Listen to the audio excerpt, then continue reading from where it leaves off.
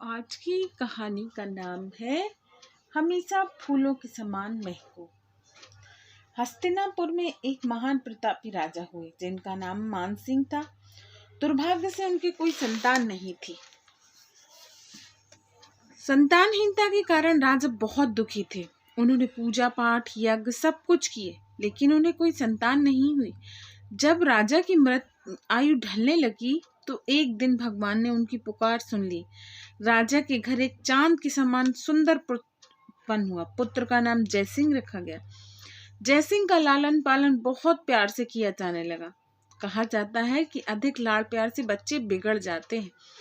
राजकुमार जयसिंह भी अधिक लाड़ प्यार मिलने के कारण जिद्दी हो गया। छोटे छोटे बच्चों को जिद करता देख माता पिता खुश होते। यदि बड़े बच्चे जिद करें तो उनका परिणाम बहुत भयानक होता है। राजकुमार जयसिंह के मुख से यदि कोई बात निकल जाती तो उसे पूरा करके ही मानते थे। यदि उनकी बात पूरा होने में तनिक भी देर हो जाती तो वे लड़ने मरने को तैयार हो जाते। उनके अत्याचारों से प्रजा दुखी रहने लगी। प्रजा से जब राजकुमार जयसिंह के अत्याचार सहन नहीं हुए तो उन्होंने राजा से उनकी शिकायत की। राजकुमार के अत्याचारों के विषय में सुनकर राजा बहुत दुखी हुए। राजा को राजकुमार के भविष्य की चिंता सताने लगी। एक दिन राजा ने अपने मंत्रियों से कहा, हम राजा हैं,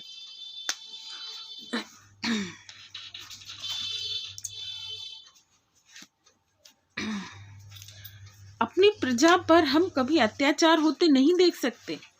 राजा प्रजा के साथ न्याय करना हमारा कर्तव्य है। हमारा पुत्र तो हमारे आदर्शों को ही मिट्टी में मिला रहा है। हमें तो संतान का कुछ भी सुख नहीं मिला। हमें अपनी प्रजा की चिंता दिन प्रतिदिन सता रही है। महाराज, महामंत्री ने राजा को धीरज बंधाते हुए कहा, महाराज आप चिंता ना कीजिए, हम आपके दुख को समझते हैं। यदि आप ही धीरज खो देंगे तो प्रजा क्या होगा।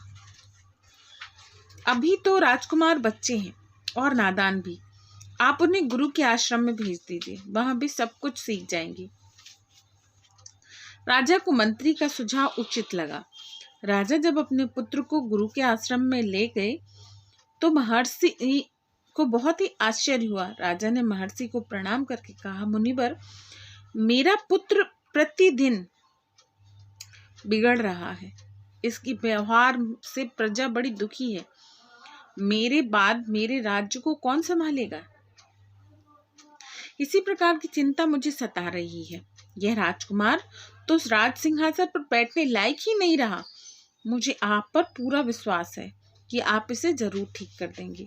आज से आप ही इस बालक के पिता हैं। गुरुदेव ने राजकुमार की ओर देखकर कहा, राजन आप चिंता ना करें, मैं आपके दुख को समझता हूँ। आप राजकुमार को आश्रम में छोड़कर महल चले जाइए। आप भगवान पर भरोसा रखिए, सब ठीक हो जाएगा।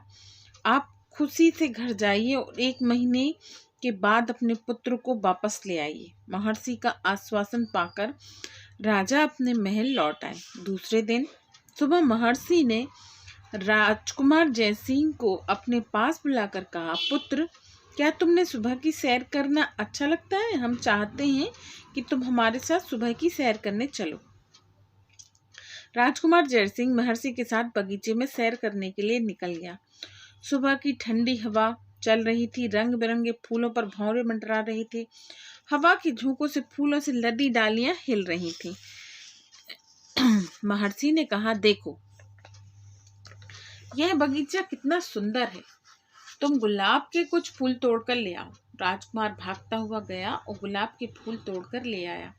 गुलाब के फूलों से बहुत अच्छी खुशबू आ रही थी। राजकुमार ने उन फूलों को महर्षि को भेंट कर दिया।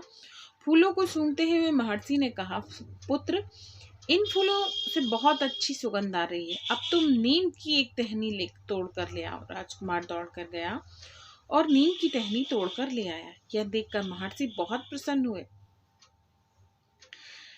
महर्षि ने राजकुमार से गुलाब का फूल सूंघने के लिए कहा। राजकुमार फूल सूंघकर बोला, वाह क्या खुशबू है।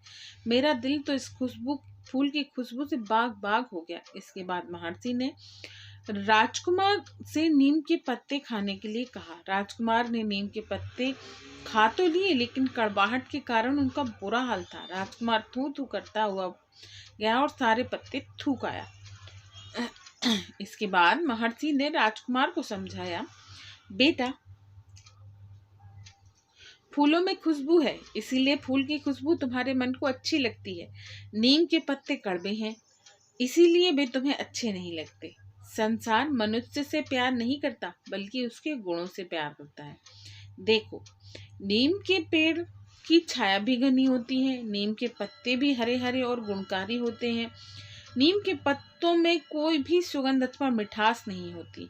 नीम के पत्ते बहुत ही कड़वे होते हैं, इसी कड़वाहट के कारण लोग नीम को पसंद नहीं करते। महर्षि ने राजकुमार को समझाया कि अच्छा और बुरा ये जीवन के दो सिद्धांत हैं। जो मनुष्य गुलाब के फूलों के समान अच्छा काम करते हैं और अपने कार्यों को दूसरों को प्रसन्न करते हैं, उन्हें सब प्यार करते हैं और उनके गुणों की प्रशंसा करते हुए अच्छी दृष्टि से देखते हैं। जो लोग नीम के पत्तों के समान कड़वे और बुरे कार्य करते हैं, उनसे सब नफरत करते हैं। इसीलिए मनुष्य को अच्छे काम करने चाहिए, गुणवान बनना चाहिए, ताकि सब उसे प्यार करें। महर्षि की बातें राजकुमार की समझ में आ गईं। राजकुमार ने महर्षि के चरणों में नतमस्तक होकर कहा, गुरुदेव, आप सचमुच महान हैं। आपने तो अपने ज्ञान से मेरी आंखें ही खोल दी। अब मैं कभी भी जीवन में बुरा काम नहीं करूंगा। सबकी आज्ञा का पालन करते हुए किसी को कष्ट नहीं पहुंचाऊंगा। मैं जीवन में वही काम करूंगा जिससे दूसरों को सुख मिले।